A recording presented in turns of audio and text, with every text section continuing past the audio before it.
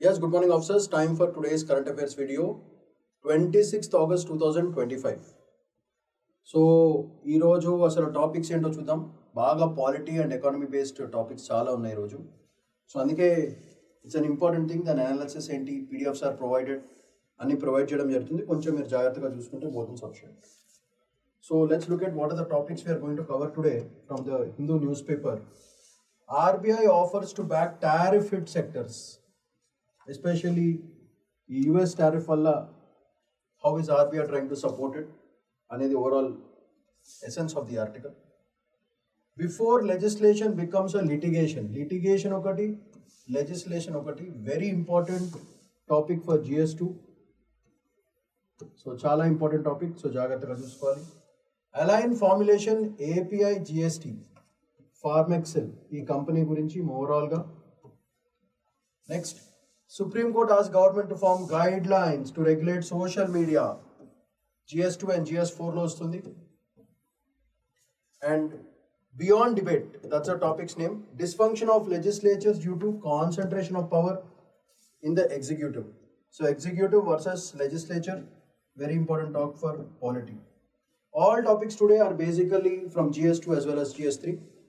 Ekwa GS2 topics chaala unnai. So polity, governance, dani gurinchi ekku unnai. So polity కొంచెం చాలా మంది స్టూడెంట్స్కి ఇబ్బంది కాబట్టి I will try to simplify it as simple as possible so that you will understand the crux and the essence of the articles. So if you observe, first topic is from GS2 3, second topic is also GS2, third topic is GS2 3, fourth topic is GS2 and 4, ethics law important, and finally GS2. All these topics are majorly from GS2 and 2 topics are from 3 as well as for 4. So let's move on to the first topic of today. So first topic, RBI offers to back tariff hit sectors. So basically this article talks about ఈ India US tariff wars వల్ల చాలా sectors భయంకరంగా దెబ్బతిన్నాయి.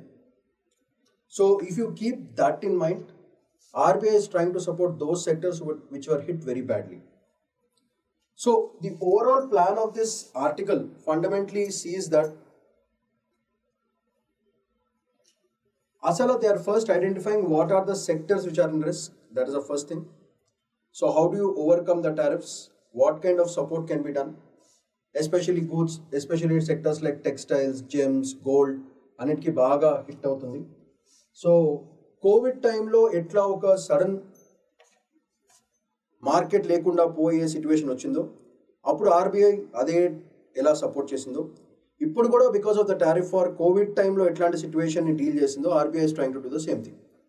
అది కాకుండా మనకు తెలిసిన recent విషయాలు ఏంటిది అంటే, బేసికల్గా మార్కెట్లో మనం అన్ని రూపీని చాలా స్ట్రాంగ్ చేద్దామని ప్లాన్ చేస్తున్నాం.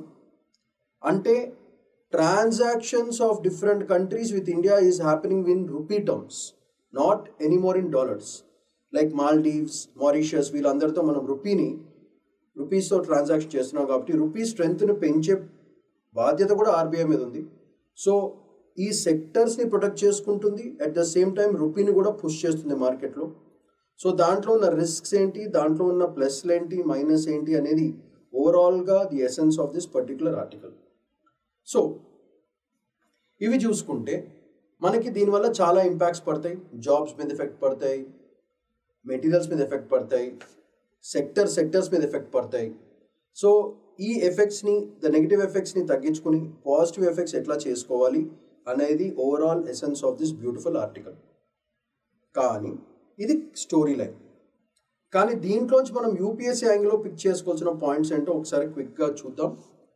దాంట్లో అండర్లైన్ చేసి స్టార్ పెట్టిన పాయింట్స్ జాగ్రత్తగా మీరు ఖచ్చితంగా మెన్షన్ చేసుకోవాల్సిన పాయింట్స్.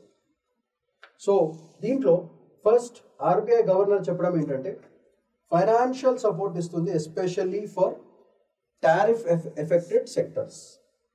ఎందుకు? యుఎస్ టారిఫ్ వార్స్, ట్రంప్ చేసిన పిచ్చి పన్ను వల్ల చాలామంది సెక్టర్స్, చాలామంది కంట్రీస్ భయంకరంగా దెబ్బతిన్నాయి. ఇది మీ అందరికీ తెలిసిన విషయం. సో ఇది మన COVID-19 పాండమిక్లో చేసిన efforts for MSME, small industries అన్ని చేసినట్టే ఇప్పుడు కూడా అలానే చేద్దాము అని ఓవరాల్ ఐడియా. ఎగ్జాంపుల్, తిరుపూర్లో టెక్స్టైల్ ఇండస్ట్రీ మీకు తెలిసిందే. సో అండ్ సూరత్లో గుజరాత్, వీటికి ఏమవుతుందంటే వర్కింగ్ క్యాపిటల్ లోన్స్ దొరికే ఛాన్స్ ఉంది. So that is the basic advantage. So ఇది మనం గుర్తుపెట్టుకోవాలి. ఇట్లాంటి ప్రోగ్రామ్స్ బేసికల్గా ఒక కుషన్ ప్రొవైడ్ చేస్తుంది for export oriented sectors. So exports దెబ్బతింటే మీకు తెలుసు ఏమవుతుందో, ఇన్కమ్ తగ్గిపోతుంది, ఇన్ఫ్లేషన్ పెరుగుతుంది, సప్లై తగ్గిపోతుంది, డిమాండ్ పెరుగుతుంది, ప్రైస్, ఇన్ఫ్లేషన్, సమ్టైమ్స్ డిఫ్లేషన్, ఓవరాల్గా negative effect on the economy. అలా జరగకుండా కాపాడుకోవాల్సిన బాధ్యత ఆర్బీఐ దగ్గర ఉంది. కాబట్టి RBI is ready to provide that cushion for those export oriented sectors. Okay, బాగుంది, వెరీ గుడ్. అయితే ఇప్పుడు ఏం చేద్దాం, దీంట్లో నెక్స్ట్ మనం గుర్తుపెట్టుకోవాల్సిన పాయింట్ ఏంటంటే టారిఫ్ ఎక్స్పోజర్ ఎంత ఉంది అండ్ వల్నరబుల్ సెక్టర్స్ ఏంటి, what are those things. If you observe 45% of exports are outside tariff ambit. Good, అంటే 55% ఆర్ ఇన్సైడ్ ది అంబిటే కదా. So 55% are still expose to the tariff. Example చూడండి, gems and jewellery, దానివల్ల effect అయ్యే reason Surat, Jaipur లాంటి places భయంకరంగా hit అవుతాయి. Textiles తీసుకుంటే లుధియానా, తిరుపూర్ భయంకరంగా ఎఫెక్ట్ అవుతాయి. Auto parts, Pune and Chennai, these regions get affected. Shrimps, Andhra Pradesh and Odisha, ఇవన్నీ కూడా భయంకరంగా ఈ 55% టారిఫ్లోకి వస్తాయి. ఓకే, టారిఫ్ పడితే ఏమవుతుంది, కాస్ట్లు పెరుగుతాయి. When the Indian exports cost is increasing, the buyers in other markets will not be ready to buy because the prices are high. So మన products అక్కడికి వెళ్ళి షాపులో ఉండిపోతే కానీ కొనేవాళ్ళు ఉండరు. అంటే మన బిజినెస్ మ్యాన్కి, మన కంట్రీకి నష్టం జరుగుతుంది ఇన్ సింపుల్ టర్మ్స్. సో దీనివల్ల ఏమవుతుంది, ఎగ్జాంపుల్ చూడండి. ఫర్ ఎగ్జాంపుల్ షింప్ అంటే రొయ్యలు. US is the India's largest shrimp buyer. Over 40% exports from India go to the US. ఇప్పుడు టారిఫ్ ఇంక్రీజ్ చేయడం వల్ల ష్రింప్ మార్కెట్ భయంకరంగా దెబ్బతింటుంది. అంటే దాని associated business people get affected, దాని associated people who are working in the shrimp industry get affected, and once the earner gets affected, the families and the children will get affected, and finally that burden will fall on the government to take care of those people. అంటే government has to increase and send funds to those people which are again through taxes. So indirectly it will affect the tax structure of the whole economy. అంటే మనం ఎక్కువ ట్యాక్స్లు pay చేయాల్సి వస్తుంది. So ఓవరాల్గా it will be like a trap మాట. The tariff thing is such a weapon which is used by some importing countries use చేసే techniques ఇవన్నీ. సో దీనివల్ల ఏమవుతుంది, ఫైనల్గా కోస్టల్ లైవ్లీహుడ్ భయంకరంగా దెబ్బతింటుంది. So this is one example of how exposure to tariff and vulnerability ఎంత దారుణం అయిపోతుందో ఈ ఎగ్జాంపుల్ బట్టి మీరు అర్థం చేసుకోవాలా. సో మీరు ఫస్ట్ దాంట్లో చూస్తే అసలు ఏంటి ఇష్యూ, ఫైనాన్షియల్ కుషన్ ఇవ్వడానికి రెడీగా ఉంది. ఎందుకు, because of tariff exposure and vulnerable sectors భయంకరంగా దెబ్బతింటాయి కాబట్టి. ఓకే, బాగానే ఉంది. నెక్స్ట్ మనం డిస్కస్ చేయాల్సింది ఏంటంటే RBI how is it planning to do it. Of course you know that RBI has reduce the basis point by 1%, అంటే 100 BPS తగ్గుతుంది. దానివల్ల లిక్విడిటీ పెరుగుతుంది మార్కెట్లో, అంటే accessibility to loans for less interest దొరుకుతాయి. So banks can do better business, బ్యాంక్స్కి interest వస్తుంది, more interest will come now, not because interest rates have increase. Less ఇంట్రెస్ట్తో more public will be ready to take loans, especially business people. దానివల్ల వాళ్ళకి రాబడి బాగుంటుంది, బ్యాంక్స్కి interest కూడా ఫాస్ట్గా వస్తాయి, దానివల్ల గ్రోత్ పెరుగుతుంది because of liquidity, increase in liquidity. So అందుకే లిక్విడిటీ అండ్ మానిటరీ ఈజింగ్ చేస్తుంది ఆర్బీఐ. మీకు తెలిసిందే repo rate by 100 basis points that is 1% తగ్గించింది. దానివల్ల ఇండస్ట్రీస్ ఏవైతే భయంకరంగా ఎఫెక్ట్ అవుతున్నాయో ఆ ఇండస్ట్రీస్కి ఎక్కువ ఇవ్వడం జరుగుతుంది. సో తక్కువ రేట్ అయితే ఏమవుతుంది, చీపర్ బారోయింగ్, అంటే ఇంట్రెస్ట్ రేట్స్ తగ్గిపోతాయి, more loans will be taken from the banks. దానివల్ల ఎక్స్పోర్టర్స్కి ఎవరైతే ఇప్పుడు డబ్బులు లేవో వాళ్ళు బ్యాంక్స్ నుంచి లోన్ తీసుకుని వాళ్ళ పనిని వాళ్ళు సవ్యంగా సాఫీగా చేసుకుంటారు. ఎగ్జాంపుల్ చూద్దాం, ఆటో పార్ట్స్ మ్యానుఫ్యాక్చరింగ్ వాళ్ళకి especially in Pune and NCR can refinance at lower interest rates. దానివల్ల టారిఫ్ డ్రివెన్ రేట్స్ ఏవైతే ఉన్నాయో అవి తగ్గించుకుని ఆ డిమాండ్ స్లోడౌన్ ఏదైతే ఉందో ఆ డిమాండ్ని పెంచుకోవచ్చు. How do you increase the demand for a particular product? Logically speaking, when the price reduces, demand for the product increases. మనకు సప్లై సైడ్ బాగానే ఉంది కానీ డిమాండ్ సైడ్ తగ్గిపోతుంది because of the tariff increase. So ఒక్కసారి price తగ్గంగానే ఏమవుతుంది, demand will increase and supply of the goods will start going up. So that is how it happens. So దానికి కూడా డబ్బులు కావాలి కాబట్టి బ్యాంక్ వాళ్ళు ఆర్బీఐ త్రూ బ్యాంక్స్ రిపో రేట్ తగ్గించి, రిపో rate అంటే repurchase option, the rate at which the RBI gives loans to the banks, that is called repo rate. So బ్యాంకులు RBI దగ్గర నుంచి తక్కువగా తీసుకుని ప్రజలకు కూడా తక్కువగా లోన్కి ఇస్తారు. అప్పుడే ప్రజలు బాగా లోన్స్ తీసుకుని వాళ్ళ బిజినెస్ మంచిగా చేసుకుని డిమాండ్ పెంచుకుని they will survive the market. That is the whole scenario. So liquidity and monetary easing is the major crux of it. Okay, so అది కాకుండా ఇందాకే స్టార్టింగ్ ఆఫ్ ది ఆర్టికల్ చెప్పినట్టు రూపీని ఎక్కడ తగ్గకుండా చూసుకుంటుంది. So rupee in internationalisation push. So ఈ internationalisation అంటే rupee dollar ఇప్పుడు ఎట్లా చాలా కంట్రీస్లో ఒక ప్లాట్ఫామ్ ఆఫ్ బిజినెస్ అవుతుందో అలానే రూపీని కూడా ఒక ప్లాట్ఫామ్ ఆఫ్ బిజినెస్ చేయాలని overall idea. So local currency trade to reduce dependence on US dollar. So rupee trade partners like Maldives, Mauritius, Indonesia, UAE వాళ్ళు రూపీస్తో డీల్ చేస్తున్నారు. అట్లనే దానివల్ల India Maldives trade in rupees prevents importers from currency volatility. US dollar మీకు mathematic spike ఎక్కువ ఇటు అవుతూ ఉంటుంది. So this concept is nothing but dedollarization. ఇది not just India, every country is doing it because people got bored of dollar. బేసికల్గా dollar ఈ fluctuations అవన్నీ పెద్దగా నచ్చట్లేదు. దీనివల్ల యుఎస్ వాళ్ళు కథలు పడుతున్నారు, అది మీకు తెలిసిందే. సో ఈ డీ-డాలరైజేషన్ ప్రోగ్రామ్ వల్ల యుఎస్ వాళ్ళు ఎక్కడ ఉండాలో అక్కడ ఉంటారు, ఓవర్ యాక్షన్లు చేయరని ఓవరాల్ ఐడియా. దానివల్ల ఇండియన్ రూపీ వాల్యూ భయంకరంగా పెరుగుతుంది as a regional trade currency. ఇది మేజర్ పాయింట్. సో ఇట్లాంటి సిచ్యువేషన్స్లో కూడా when US is trying to force India and push India's diplomacy through dollar effect, India is saying okay మీకు డాలర్లో చేయడం ఇష్టం లేకపోతే మేము రూపీలో చేసుకుంటాము, లైట్ తీసుకొని సింపుల్గా చెప్పడం జరుగుతుంది. So this is the overall crux of this whole article, how RBI is trying to make sure that rupee is constant, liquidity పెంచుతుంది, నెక్స్ట్ టారిఫ్ ఎక్స్పోజర్ ఏవైతే ఉన్నో సెక్టర్స్కి కుషన్ లాగా కాపాడుతుంది, and financial cushion for all those affected vulnerable sectors. So that is what this is looking. దీనివల్ల ఏమవుతుందంటే banking strength increase అవుతుంది, technology adoption కూడా increase అవుతుంది. So for example banking correspondents వీళ్ళని expand చేస్తుంది. దానివల్ల రూరల్ పెనట్రేషన్ అంటే విలేజెస్ కూడా వెళ్ళిపోయి అక్కడ స్మాల్ ఎక్స్పోర్టర్స్ అండ్ ఫార్మర్స్కి క్రెడిట్ ఫెసిలిటీ ప్రొవైడ్ చేయడం జరుగుతుంది. So this is one important point. దీన్ని expansion of banking correspondents. So if you increase the number of banking correspondents, they will penetrate deeper into the remote areas of rural side. అక్కడున్న చిన్న exporters and ఫార్మర్స్కి loan facility provide చేసి for a very low interest వాళ్ళ బిజినెస్ని RBI కాపాడుతుంది. దానివల్ల fintech adoption, అక్కడ కూడా జీపే, ఫోన్పే అట్లాంటివన్నీ వాళ్ళకి అలవాటు చేసి ట్రాన్సాక్షన్స్ అన్ని స్మూత్గా అయ్యేటట్టు చేస్తున్నారు. So AI based lending models కూడా వాళ్ళకి ఇంట్రడ్యూస్ చేస్తున్నారు. కేవైసీ అప్డేట్ చేయడం and UPI payments, working capital loans ఇలాంటివన్నీ కూడా వాళ్ళకి వాళ్ళ ఫోన్ల ద్వారా వాళ్ళకున్న అవైలబుల్ టెక్నాలజీ ద్వారా ఈ business correspondents are helping all those people.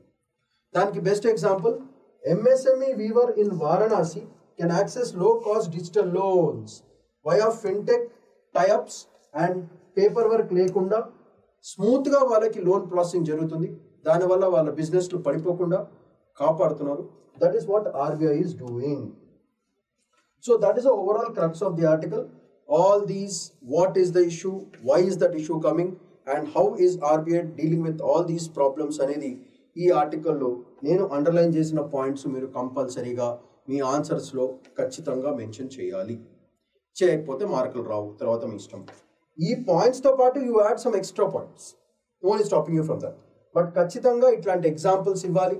ఇవన్నీ న్యూస్ పేపర్లో దొరికిన examples. So examples, so you have proof for those examples. ఇట్లాంటి ఎగ్జాంపుల్స్ మెన్షన్ చేస్తూ మీ ఆన్సర్ని బ్యూటిఫుల్గా చేసుకుంటే మీకు చాలా చాలా బాగుంటుంది. ఓకే, దీంట్లోంచి మనకి probable prelims or mains questions ఏం రావచ్చు అది చూద్దాం. First, protectionism versus currency manipulation. ఇది ఒక పెద్ద ఇష్యూ, మెయిన్స్కి ఎకానమీలో చాలా చాలా ఇంపార్టెంట్ ఇది. అట్లానే సాఫ్తా, ఇది కూడా చాలా చాలా important for prelims. Next statutory liquidity ratio versus MSF, ఇది కూడా చాలా చాలా important for prelims. So one is statutory liquidity ratio, MSF అంటే మార్జినల్ స్టాండింగ్ ఫెసిలిటీ. ఈ రెండింటి మధ్యన what are the differences, what are the definitions, ఇవి ప్రిలిమ్స్లో అడిగే ఛాన్స్ ఎక్కువ ఉంటుంది. సో ప్రిలిమ్స్కి చాలా చాలా important. All these mechanisms are with respect to RBI and banks. So అందుకే చాలా చాలా important. And finally price stability and its geopolitics. How politics of geography are done using price stability and price action అనేది ఓవరాల్గా ఒక mains పరంగా మనకి చాలా చాలా ఇంపార్టెంట్ అయిన పాయింట్. బికాస్ కరెంట్గా చూసుకుంటే అన్ని కంట్రీస్కి ప్రైస్ స్టెబిలిటీ అనేది చాలా ఇంపార్టెంట్. ప్రైస్ ఇటు అటు అయినా సరే మనం ఏదో 100 రూపాయలు, 2 రూపాయలు, 3 రూపాయలు, 4 రూపాయలు కాదు, కొన్ని hundreds of crores, thousands of క్రోర్స్లో 0.5% తగ్గినా సరే మన గుండె అయిపోతుంది. అందుకే చెప్తున్నాను, ఇలా మనము ఒక ప్రిలిమ్స్ కానీ మెయిన్స్ పర్స్పెక్టివ్లో కానీ ఈ ఆర్టికల్లోంచి స్క్వీజ్ చేయాల్సిన కాన్సెప్ట్స్, టాపిక్స్ ఇవి. So the next important article for today is before legislation becomes litigation. So legislations are becoming litigations. Okay, అసలు ఏంటిది, what is this article about అనేది చెప్పడం జరుగుతుంది. ఇన్ సింపుల్ టర్మ్స్ చెప్తాను so that you'll understand easily. You know what is legislation, that is the process of making laws. అయితే ఈ లాస్కి మామూలుగా ప్రాసెస్ ఏంటిది, బిల్లు పాస్ చేస్తారు, ఐడియా ఇస్తారు, డిబేట్స్ జరగాలి between ruling party, oppositions, experts అందరూ కలిసి డిబేట్ చేస్తారు. ఆ డిబేట్కి ముందు ఫస్ట్ ఒక ఎక్స్పర్ట్ కమిటీకి పంపిస్తారు. ఎక్స్పర్ట్ కమిటీ కొన్ని రికమెండేషన్స్ ఇస్తుంది. ఇచ్చిన తర్వాత వీళ్ళు వాళ్ళు కొట్లాడుకుంటారు, ఎస్లు న్యాలు అన్నీ జరుగుతూ ఉంటాయి. అండ్ ఫైనలీ ఒక కాన్సెన్సస్ వచ్చిన తర్వాత ఆ బిల్లుని లా కింద చేస్తారు. This is the regular process. అయితే ఈ మధ్యకాలంలో చూసిన పాయింట్స్ ఏంటంటే, whatever legislations are popping out, whatever are getting converted into rules, ఇవన్నీ కూడా ఫైనల్గా they are ending up in the gates of the courts. So ప్రతి వాళ్ళు బిఫోర్ మేకింగ్ ద లా చాలా మంది MPs, that means member of the parliaments, out of political లివరేజో లేకపోతే financial లివరేజో లేకపోతే సమ్ పాలిటిక్సో, what they are doing is rushing off with while drafting the legislation. So డ్రాఫ్టే మన వాళ్ళు సరిగ్గా చేస్తలేదు, చేయకుండా rush up the MPs, rush up the things, just తొందరగా సంతకాలు పెట్టేయండి, డిలే ఇన్ ప్రాసెస్ ఉండకూడదని. Especially this is happening because there is no strong opposition. Opposition లేకపోవడం వల్ల ఏమవుతుందంటే, రూలింగ్ పార్టీ మెజారిటీ అయిపోయేటప్పటికి, బాగా మెజారిటీ అయ్యేటప్పటికి అడ్డు చెప్పేవాళ్ళు లేరు. కాబట్టి లాస్ని టకటక టకటక తయారు చేస్తున్నారు. చేసిన తర్వాత దాని ఇఫెక్ట్స్ కొన్ని నెగిటివ్ అవడం వల్ల అసలు లానే కోర్టు ముందు ఛాలెంజ్ చేస్తున్నారు. But essence of the article ఏం చెప్తుంది, constitution, parliament, judiciary. The simple relation between constitution, parliament and judiciary is as simple as this. The constitution of the country is always greater than legislature ante parliament, and when these two have a problem, who comes in between? Judiciary comes in between. So constitution is greater than legislation. Until law should not be anti-constitutional. Law should follow the tenets of constitution. Law should always be within the boundaries, maintaining the essence of the basic structure or doctrine. ఇలాంటివన్నీ కాన్స్టిట్యూషన్లో క్లియర్గా mention చేశారు కాబట్టి constitution is always greater. So whenever there is a chance of constitution becoming lesser than legislation, appudu judiciary is coming into picture and solving this tough of war between the constitution and the lawmakers. And this is happening very regularly. Chala sarlu. There are so many number of pending cases in front of the court, apart from the civil and criminal cases. Ee constitutionally related laws meeda chala mandi file cheyadam jarugutundi. Asalu enduku jarugutundi idantha? Because during the drafting of the law itself, they are not drafting things correctly. ఒక draft తయారు చేయాలంటే చాలా statistics కావాలి, చాలా ground work చేయాలి, చాలా you have to have any law తీసుకున్నారంటే first lot of sample spaces మీద రీసెర్చర్స్ కావాలి. ఆ శాంపుల్ స్పేస్ మీద వచ్చే డేటా వచ్చే లోపలే లాని తయారు చేసేస్తున్నారు. దానివల్ల రియల్ టైమ్గా ఇంప్లిమెంట్ చేసినప్పుడు society is getting affected because of rushing up of laws. So fundamentally ఈ ఆర్టికల్ అందుకే లెజిస్లేషన్ ఒక లిటిగేషన్ కింద తయారవుతుంది. Litigation is nothing but dealing in front of the courts. Legislation is what happens in the parliament. Parliament నుంచి బయటకు వచ్చి rule రాగానే ఆ రూల్ మీద కేసు వేసేస్తున్నారు అండ్ దట్ ఒరిజినల్ యాక్ట్ని డిస్టర్బ్ చేసుకుని ఫైనల్గా అది జ్యుడిషియరీ యాంగిల్లో పడిపోతుంది. సో దీనివల్ల డ్రాఫ్టింగ్ చాలా స్మూత్గా చేయాలని overall essence of the article. ఇది ఎందుకు ఇలా జరుగుతుందంటే too much majority of the ruling party, opposition స్ట్రాంగ్గా లేకపోవడం వల్ల వచ్చిన మేజర్ రీజన్స్ మన పార్లమెంటరీ ప్రొసీజర్స్లో వచ్చే problems. That is the essence of this particular article. Okay, now that you understood the storyline, what are the possible important things that we have to take? Let's have a quick glance. Limits of lawmaking. If you observe this, Constitution is supreme. We know this. Parliament cannot override it. Very good. అందుకే వీళ్ళిద్దరి మధ్యన ఘర్షణ వచ్చినప్పుడు courts వచ్చేస్తున్నాయి. When laws are vague and unconstitutional అయినప్పుడు. అందుకే దీని ఏమంటారు ఆ ప్రాసెస్ని? Judicial review. ఈ జ్యుడిషియల్ రివ్యూ ఏమవుతుంది? రెడ్యూసెస్ అన్చెక్డ్ లా మేకింగ్ ఏదైతే ఉందో దాన్ని చెక్ చేస్తుంది. Therefore judicial review becomes the whole concept with respect to mains act. Statistics ప్రకారంగా the judiciary till now has already crossed 250+ laws ని తీసిపడేసింది which they found to be very very unconstitutional from 1950 to 2020. ఇది statistics అవుతుంది. అంటే ఎన్ని non sensical laws create చేస్తున్నారో అర్థం చేసుకోండి.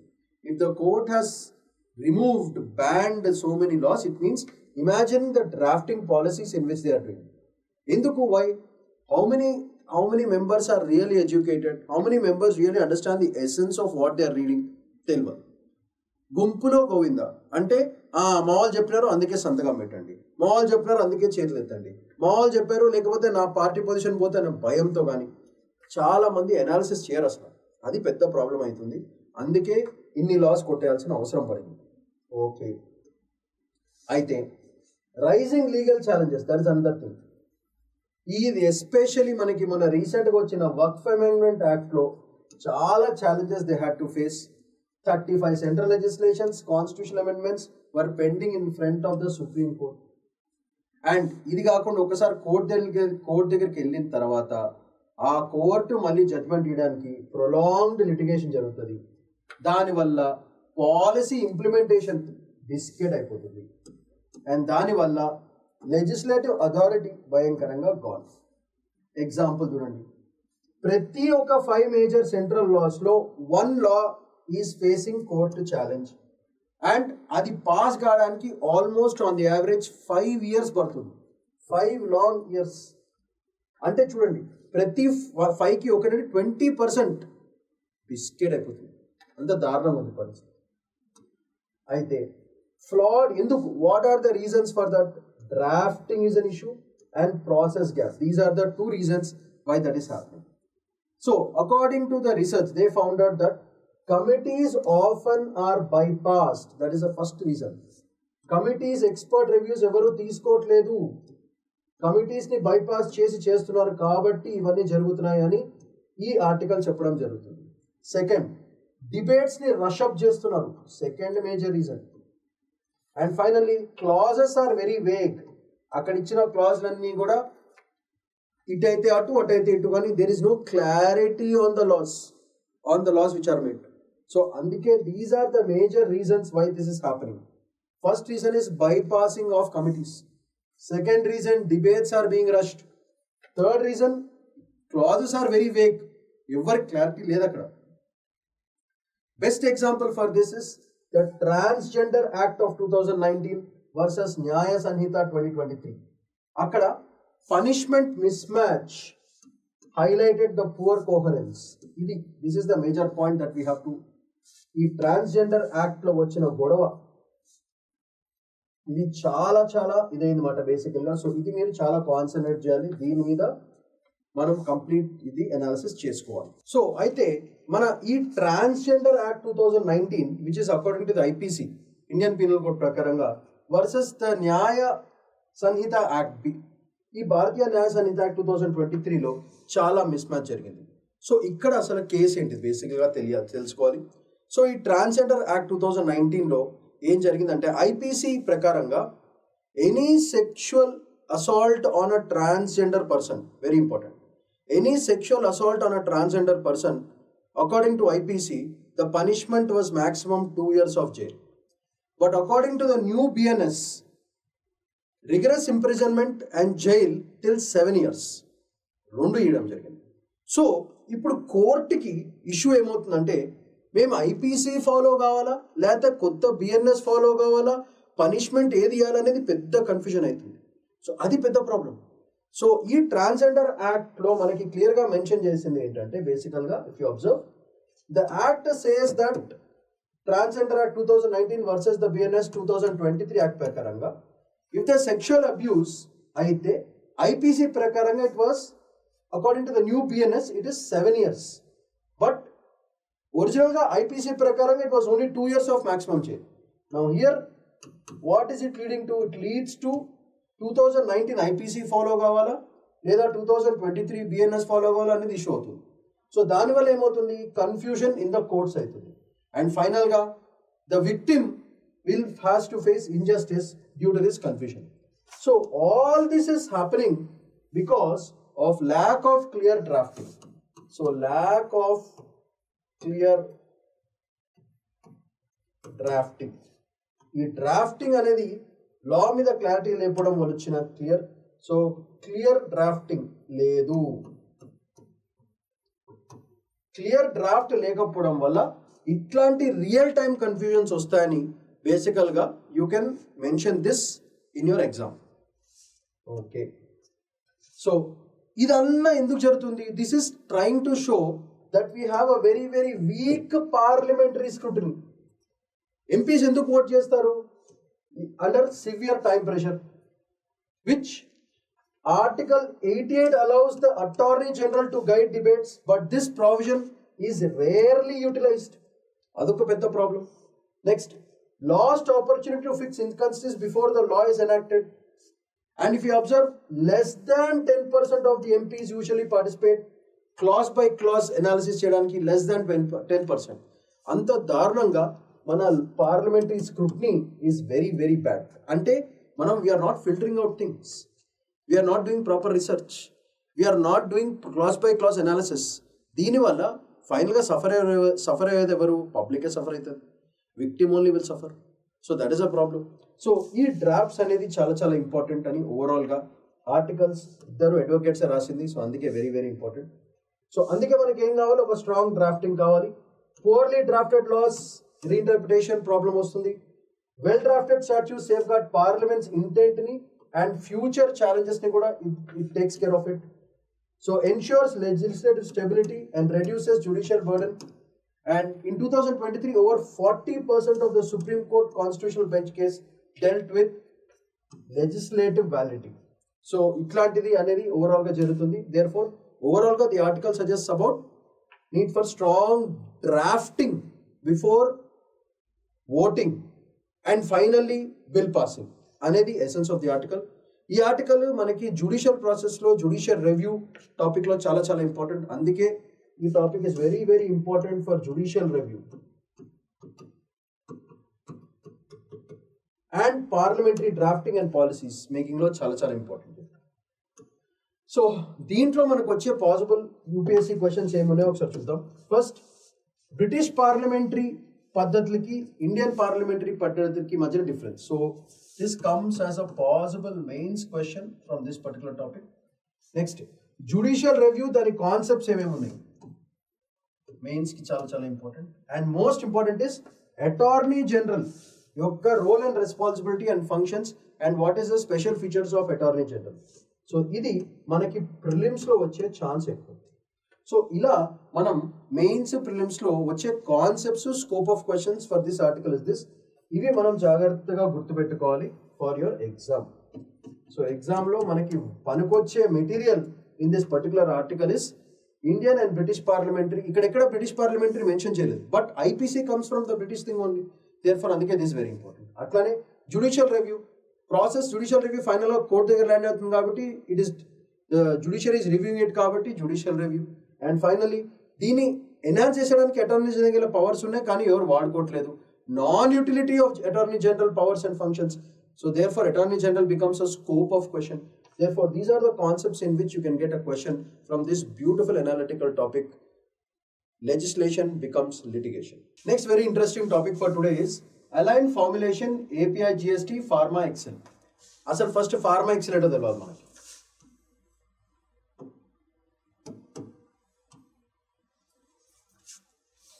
So basically Pharma Excel is nothing but it is an organization, pharmaceutical export council అది బేసికల్గా.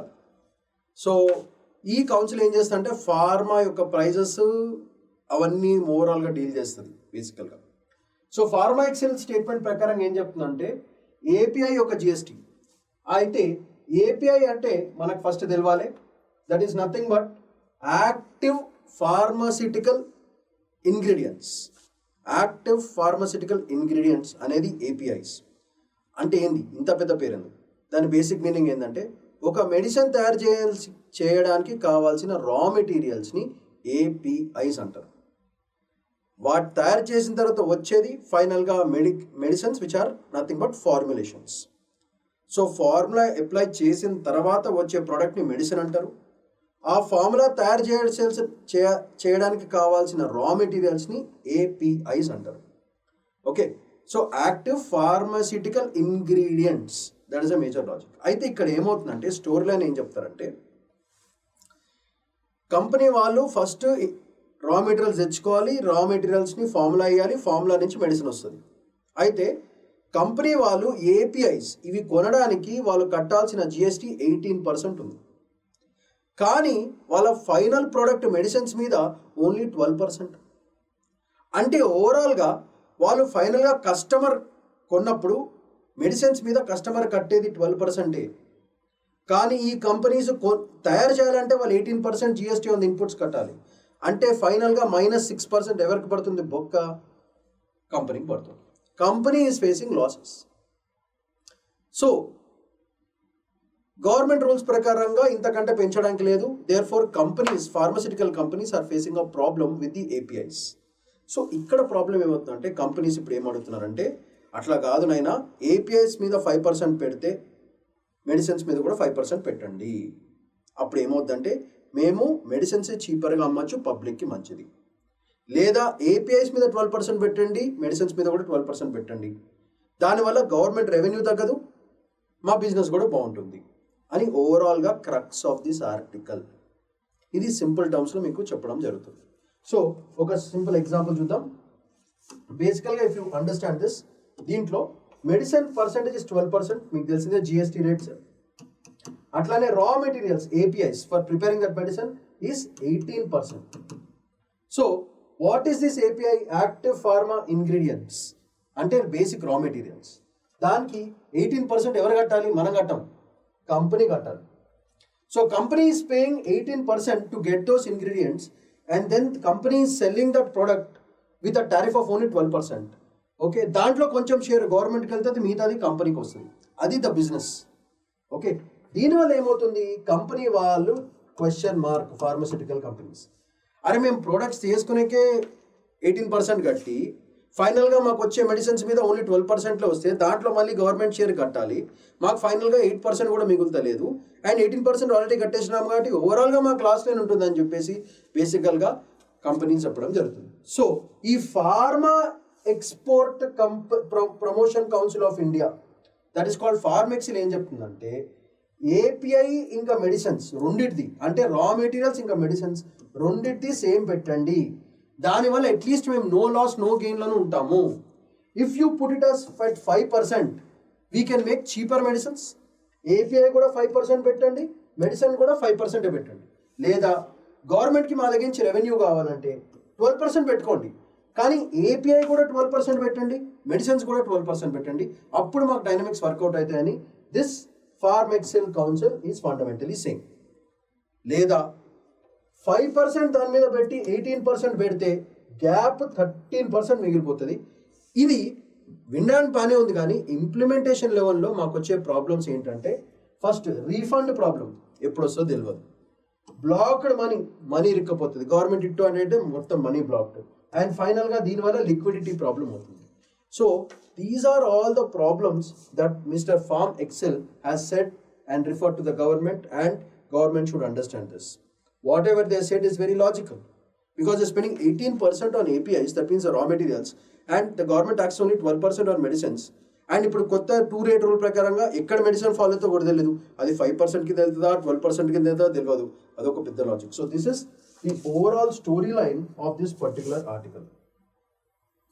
సో దీంట్లో చాలా చాలా important economy terms are there. Pharmexcil industry, దాని ఎఫెక్ట్స్ ఏంటో కూడా మనం చాలా జాగ్రత్తగా చూసుకోవాలి. So this is what is happening with respect to this particular fantastic article. I'm sure very few videos will be there on this.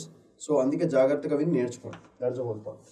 So దీంట్లో మనం తీసుకోవాల్సిన పాయింట్స్ ఏంటి ఫర్ యూపీఎస్సీ, ఒకసారి క్విక్ గ్లాన్స్ కొడదాం. ఇన్వర్టెడ్ డ్యూటీ స్ట్రక్చర్ చెప్పే కదా, 12% APIs, 18% GST. దానివల్ల వాళ్ళకి వచ్చే problem, refund problems will be there, money blocking will be there, capitals strain పడుతుంది, and industry operates on very very thin margins, అంటే profits are very very less. దానివల్ల interest రా చేయడానికి. ఫార్ములేషన్ షిఫ్ట్ టు 5% జిఎస్టీ, దానివల్ల gap will rise to 13%. దీనివల్ల మనకు వచ్చే problems ఏంటిది, మనీ బ్లాక్ అవ్వడం, రీఫండ్ ప్రాబ్లమ్స్ ఉంటాయి. అది కాకుండా లిక్విడిటీ కూడా పెరుగుతుంది భయంకరంగా. So these are all the problems with inverted duty structure. Okay, next propose GST parity options ఏమేమి ఉన్నాయి. Pharmaceutical, this is Pharmexcil 2 parity model చెప్తుంది. ఏపీఐస్ అండ్ ఫార్ములేషన్స్ అట్ 5%, దానివల్ల ఎఫోర్డబిలిటీ విల్ ఇంక్రీజ్. అంటే ఏంటిది, cheaper prices, cheaper medicines for public, very good, మంచిది. Okay, లేదా both 12% పెట్టండి, దానివల్ల balance revenue and efficiency. This is revenue for the government. దానివల్ల ఏదైతే ట్యాక్స్ మిస్ మ్యాచ్ ఉందో అది తగ్గిపోతుంది, రీఫండ్ స్టెబిలిటీ ఫ్లోస్ బాగుంటుంది, encourage smoother exports also. This is the advantages of doing this, and this particular organization is suggesting to the government. Right. దీనివల్ల effect అయ్యే MSMEs ఏమేమి ఉన్నాయి చూడండి. సో టైట్ క్యాష్ సైకిల్స్ మీద రన్ చేయాల్సి వస్తుంది MSMEs, liquidity stress ఉంటుంది, and black credits, అంటే వాళ్ళకి మనీ సప్లై ఉండదు. సో లిక్విడిటీ క్రైసిస్ వస్తుంది. This leads to the process of liquidity problems. So if you are paying 18% GST on APIs, formulations are only 5% GST కడితే the gap is 13%. దీన్ని realise చేయడానికి problem ఏమవుతుంది, refund black అవుతుంది, output GST only 5%, and దానివల్ల డబ్బులు మిగలవు. అప్పుడు మేము business ఎందుకు చేయాలని అడుగుతారు రేపొద్దున. ఫైనల్గా మాకు ఇప్పుడు నేను if I'm running the company and finally to get my refund, to get my money back, it is taking so much problem, why do I want to business with India అనే ఒక నోషన్ వచ్చేస్తుంది. మన exports తగ్గిపోతే, and again this will lead to, ఇవన్నీ దెబ్బతిన్నాయంటే it leads to dependency on foreigners again. Dependency will increase on external market. External market మీద dependency పెరిగిందా, మళ్ళీ డాలర్స్ గీలర్స్ అన్నీ స్టార్ట్ అవుతాయి. ఫార్మా కంపెనీ మంచి రైజ్లో ఉంది, బికాస్ గ్లోబల్ సౌత్లో చూసుకుంటే India is considered to be the pharma God father right now. ఇట్లాంటి పొజిషన్స్లో మనం ఇట్లాంటివి చేసుకొని ఫార్మా కంపెనీస్ని అస్సలు హర్ట్ చేయకూడదు. వాళ్ళు హ్యాపీగా ఉంటే మనమంతా హ్యాపీగా ఉంటే కాంట్రీకి డబ్బులు మంచిగా ఫ్లో అవుతాయి. సో దీనివల్ల ఏంటి నెక్స్ట్ ప్రాబ్లం, క్యాపిటల్ లాక్ అవుతుంది, కాంపిటేటివ్నెస్ తగ్గిపోతుంది, working capital gone, refunds gone, operational cost will only increase, which is a negative thing. దానివల్ల competitiveness of Indian pharma will reduce very drastically for exports globally. ఎందుకు, thin margin industry which is very bad, and delayed refunds which is very bad, and final ga borrowing will increase, and that will create to liquidity problems again. So these are all the connecting dots between how this article has to be analyzed. Ala cheste manaki matter ardhamaitadi, that is a whole thing. So aithe ikkada manamu major ga concept cheyalsina point GST council, adi very very important manaki. GST council formation and strategic role.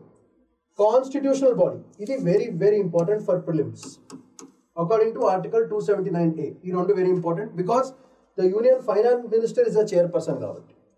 Next దీంట్లో ఎవరెవరు ఉంటారు members, Union Minister of State, Finance and Taxation Minister of all states and union territories with legislature. Next, voting system etla undi.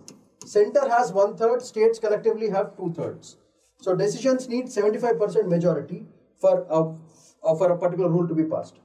So GST Council decisions directly shape tax parity, industry competitiveness and revenue balance between centers and states.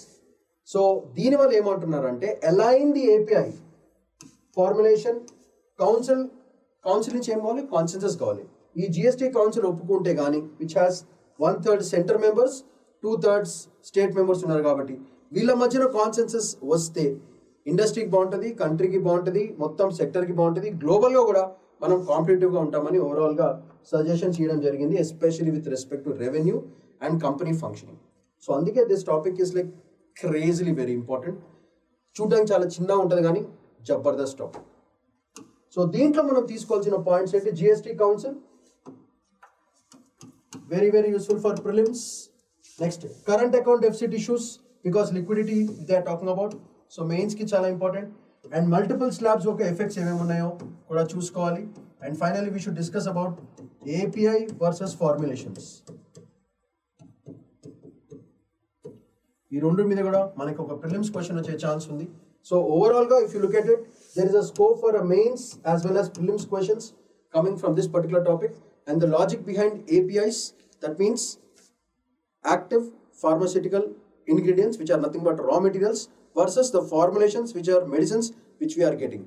So దీని మీద tax ఎంత gap ఉండాలి, రెండింటికి same ఉండాలా అనేది ఫైనల్గా decision ఎవరు తీసుకోవాలి, జిఎస్టీ కౌన్సిల్. అందుకే జిఎస్టీ కౌన్సిల్ వచ్చింది కాబట్టి ఖచ్చితంగా దాని మీద ప్రిలిమ్స్ క్వశ్చన్ వచ్చే chance. This is how analysis has to be done by every UPSC student. Very simple. The next important topic is Supreme Court asked government to form guidelines to regulate conduct on social media. Social media మీద guidelines చెప్పడం జరిగింది. దీంట్లో it is not a storyline. We already know how social media is influencing public, how wrong decisions are being taken, not just in terms of business but in terms of life actions also. So social media content is creating polarization. Social media content is creating differences. Social media is creating lot of ఎంత advantage ఉందో with respect information అంత disadvantage కూడా ఉంది. దానివల్ల కొన్ని governments కూడా షేక్ అయిపోతున్నాయి, కొన్ని గవర్నమెంట్స్ అసలు ఫామ్ కావట్లేదు, కొన్ని సడన్గా పాపులర్ అయిన మనిషి సడన్గా డీపాపులర్ అవుతున్నారు, all because of social media and its use in AI also. ఇది వాడటం వల్ల ఓవరాల్గా చాలా బ్యాడ్ థింగ్స్ జరుగుతున్నాయి. So keeping that in mind supreme court said dude please make good laws with respect to social media. That is the crux of the article. అయితే దీంట్లో మనం తీసుకోవాల్సిన పాయింట్స్ ఏంటో, it's a fact based topic. therefore what are the important points క్విక్గా చెప్తాను, టక్క note down చేసుకోండి, more than sufficient. అది supreme court on social media conducts judicial directive. So what is a directive? Frame rules on social media conduct. This అసలు trigger point ఏంటిది, ఒక persons with disability person మీద jokes crack చేశారు. బేసికల్గా disability మీద jokes crack చేయడం వల్ల సుప్రీంకోర్టుకి భయంకరంగా కాలింది. బాబు మీరు రూల్స్ అయినా ఫామ్ చేయండి, లేదా I will take action on such kind of people. So comedians derogatory remarks against disabled persons, that is the major reason. This is the trigger point. So which article is invoked under this? Article 32 for protection of rights. ఇది మెల్లగా it will be extended towards women, children as well as senior citizens kuda this law will be applicable. ఇది right to life and equality మీద పడుతుంది. So article 14 and article 21 right to dignity. So these are the points which are useful for prelims. And disabled persons మీద స్పెసిఫిక్గా పెట్టారు కాబట్టి rights of the disabled persons with disability act మీద ఖచ్చితంగా concentrate చేయాల్సి వస్తుంది. సో దీంట్లో నెక్స్ట్ పాయింట్ ఏంటంటే ఇన్ఫ్లుయెన్సర్స్ అండ్ అకౌంటబిలిటీ. మీరు కామెడీ చేసుకోండి, డబ్బులు సంపాదించండి, పాపులారిటీ సంపాదించండి, but not at the cost of giving derogatory remarks on persons with disabilities, which is completely not acceptable. ఒప్పుకునేదే లేదు. So they are supreme court has directed the comedian to, without any conditions, you have to unconditional apology to the persons అని క్లియర్గా చెప్పడం జరిగింది. That is a very fantastic thing. So influencers words shape entire generation. therefore these influencers ki kuda koncham role and responsibility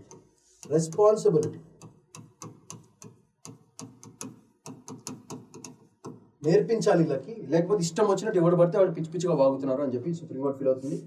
So covered by reasonable restrictions under Article 19, freedom of expression. And finally, IPC 499 to 500, 295A, IT Act rules, disabilities 2016. ఇవన్నీ కూడా స్క్రీన్లోకి వచ్చేస్తాయి. So what is the corrective approach? Supreme court directed unconditional apology through comedy shows. Principle, ఈ principle ఏమంటారు? It is called restorative justice, awareness plus sensitivity.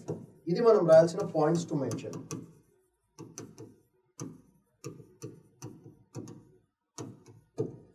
So basically the article talks about how influencers are accountable to the public because people watch it.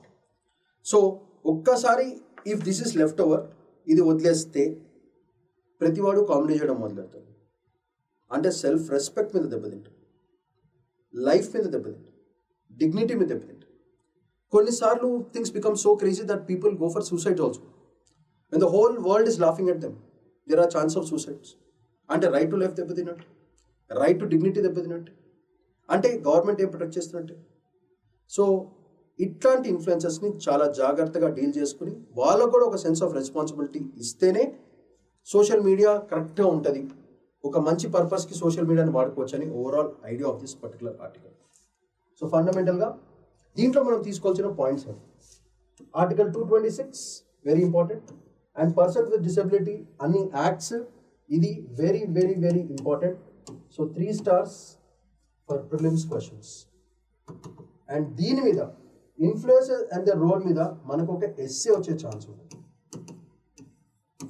Influence versus dignity,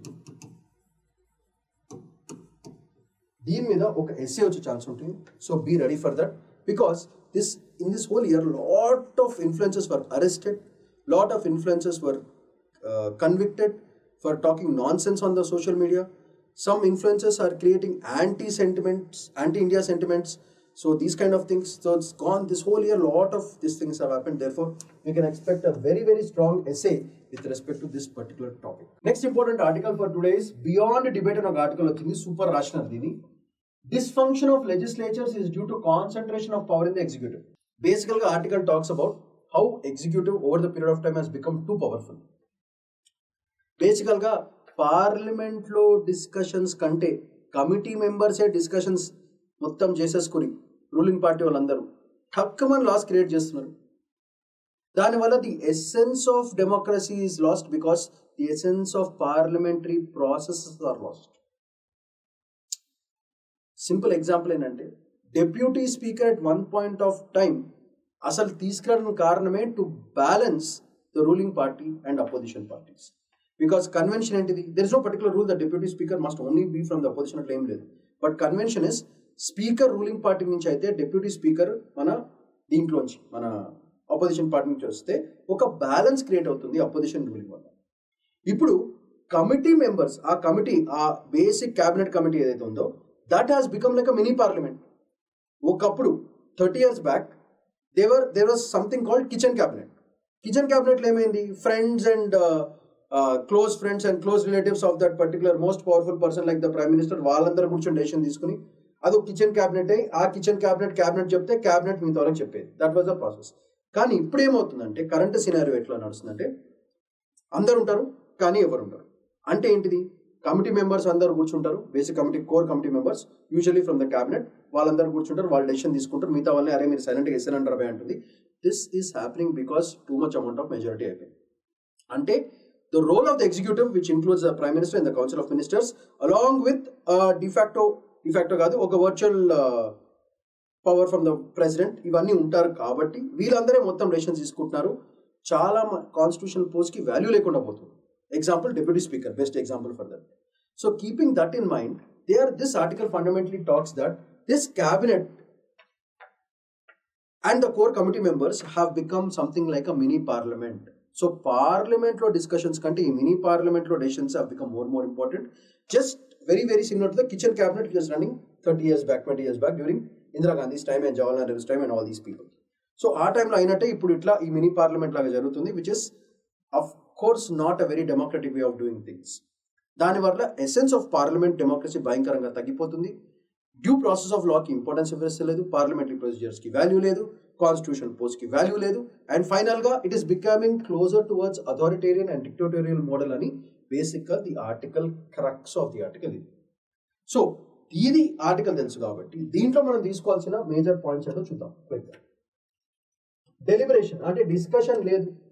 example statistics చూడండి, లోక్సభ కంప్లీట్గా work అయింది only 29%. అంటే ఏంటిది? లోక్సభలో 29%, రాజ్యసభలో 34% of the scheduled time. 18th లోక్సభలో this is the lowest. అందుకే very very important. So బేసికల్గా ఏమవుతుంది అక్కడ? ఏదో ప్రొటెస్ట్ జరుగుతుంది లేదా అడ్జర్న్మెంట్ జరుగుతుంది. అసలు నో క్వశ్చన్ రిప్లైస్ అయితే అసలు లేనే లేదు. No question hour replies. Question hour very very important concept for polity. So therefore very very important for prelims. Question hour ఇచ్చేదే బేసికల్గా ఎందుకు? మోస్ట్ ఇంపార్టెంట్ పాయింట్స్ డీల్ చేయడానికి, ప్రైవేట్ మెంబర్స్ వాళ్ళందరూ అడగడానికి క్వశ్చన్స్. అసలు ఆ కాన్సెప్టే లేకుండా పోతుంది. వస్తారు, చేస్తారు, లేదా ఫోర్స్ఫుల్గా సంతకాలు పెట్టించేస్తారు, అయిపోతుంది. డిస్కషన్ లేదు, డిబేట్ లేదు, కమిటీ ఎక్స్పర్ట్ రిక్వైర్మెంట్స్ లేవు. అన్ని అఫీషియల్గా ఆన్ పేపర్ ఉన్నాయి కానీ యాక్చువల్గా the core concept of democracy where open discussions happen, that is not happening. Questions అసలు ఎవరు అడుగుతలేదు. వచ్చిన ప్రతి ఎంపీ వాడు ఎంత ఇన్వెస్ట్ చేసిండో వాడు మళ్ళీ ఎన్ని పైసలు కావాలని ఆలోచిస్తున్నారు కానీ except the mini parliament remaining fellows are not doing anything. That is a whole that is become అంటే this whole thing is finally saying that the real democratical process not happening which should happen. That is a whole game. Therefore, the only things that are happening is protests, adjournments, question hour lo asalu replies levu. Parliament as a deliberative forum according to Article 75, collective responsibility completely missing. So దీని వల్ల ఏమవుతుంది? Accountability biscuit, executive escapes scrutiny. This is the positive point for the executive. So ఇది majorly ఈ scrutiny అనేది అసలు లేదు. No checks and balances. One way route లాగా వెళ్ళిపోతుంది.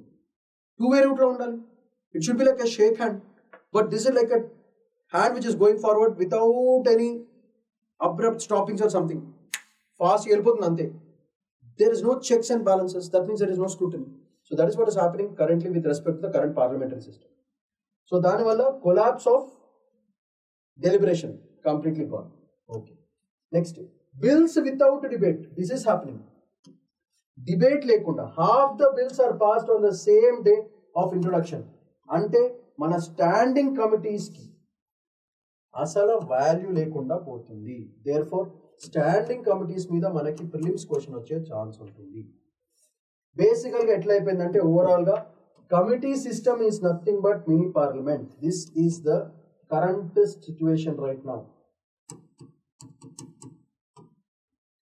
దానివల్ల ఏమవుతుంది? Expert reviews, analysis, research biscuit. So quality loss will not come. Legislative oversight భయంకరంగా తగ్గిపోతుంది. అంటే వాళ్ళు ఏం చేస్తే వాళ్ళు సై అంటే వీళ్ళు సై అంటున్నారు, అంతేగాని వాళ్ళు సై అంటే నై అనట్లేదు వీళ్ళు. అది పెద్ద ప్రాబ్లం అయిపోతుంది because opposition is not very strong. Next, state assemblies భయంకరంగా డిక్లైన్ అయిపోతుంది. Average sitting time has reduced 20 days in 2024, 28 in 2017. Kerala 42, UP 16. Sharp disparities ఉన్నాయి. Article 168 state legislator vital for federal autonomy. Very important. That federal autonomy is being lost. దానివల్ల center is becoming more and more powerful, executive is becoming more and more powerful, the mini parliament is becoming more and more powerful. దాని వల్ల cooperative federalism biscuit. Local loss pass without checks. That is also very wrong. So look at this. State assemblies లో కూడా అట్లా జరుగుతుంది, central అసెంబ్లీలో కూడా, central parliament లో అట్లా జరుగుతుంది. ఓవరాల్ గా the beauty of democracy is being lost అని article is talking about it. So దీంట్లో best example is missing deputy speaker. No deputy speaker since 2019 against article 93 mandate. ఇది హైలైట్ పాయింట్. అంటే constitution provide mandate కూడా మనం ఎవరు value ఇస్తలేదు. Post traditionally given to opposition for balance. This is never happening. దీనివల్ల మొత్తం అంతా స్పీకర్ చేతిలోనే ఫుల్ పవర్. దానివల్ల ruling party, usual speaker ruling party నుంచి ఉంటాడు కాబట్టి రూలింగ్ పార్టీ ఫుల్ వెళ్ళిపోతుంది. పార్టీషన్ ఫంక్షనింగ్ అసలు జరుగుతుంది. బైపార్టీసన్గా ఉండాల్సింది అంటే రెండు పార్టీస్ కలిసి చేయాల్సిన వరకు ఓన్లీ సింగిల్ పార్టీ చేసుకుంటూ పోతుంది. స్పీకర్ ఏమో చెప్పుకుంటూ పోతున్నాడు, డిప్యూటీ స్పీకర్ అసలు ప్రెజెన్సే లేదు. సో మనం ఏం చేయాలి? You have to restore democratic balance. దాన్ని చేయాలంటే డిప్యూటీ స్పీకర్ని కాన్సెన్స్లో తీసుకుని అపాయింట్ చేయాలి. మ్యాండేటరీ మినిమం సిట్టింగ్స్ పెట్టుకోవాలి. క్వశ్చన్ అవర్ని మళ్ళీ తీసుకురావాలి, కమిటీస్ని స్ట్రెంథెన్ చేయాలి. These are all the solutions which are required. ఇవి ఓన్లీ ఇండియాకే ప్రాబ్లమా? India is not doing it, but global parallels are doing. For example మీరు గ్లోబల్ ప్యారలల్స్ చూసుకుంటే UK's prime minister question hours ఇస్తున్నారు, యుఎస్ బైపార్టిసన్ కమిటీస్, వీటి అన్నిటికీ if they are doing it, why can't India do it? That is a whole question. So ఈ bipartisan cooperation ఉన్నప్పుడే legislature's deliberative character will increase. That is very, very important. That protects the essence of the parliamentary procedures. It protects the essence of the parliament. It protects the essence of all the constitutional posts and the powerful posts of our country. When these are missing, everything is missing. And overall ga article చెప్పడం idea. So మనకు కావాల్సింది prelims కి important కాబట్టి దీంట్లో important articles ఏంటో చూద్దాం. Article 75 clause 3, council of ministers collectively responsible to Lok Sabha. Therefore accountability రావాలంటే debate ఉండాలి. ప్రిలిమ్స్ కి చాలా చాలా important. Next article 118, house regulating procedures but deliberation is constitutional essence. This is also very very important for prelims. Next article 93, very important, mandates election of speaker and deputy speaker as soon as may B.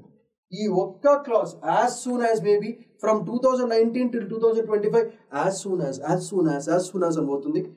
Soon ఎప్పుడు వస్తుందో తెలియట్లేదు.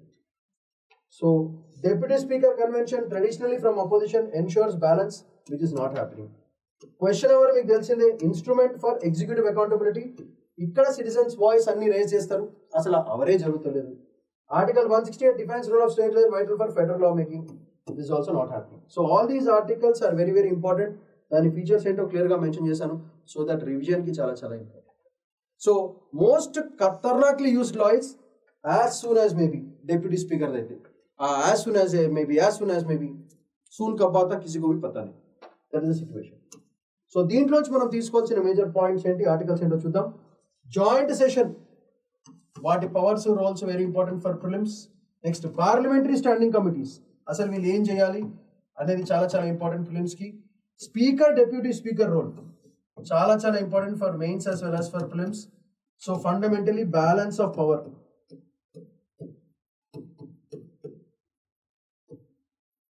So ఇది all are very important. And mains పరంగా చూసుకుంటే essence of parliament,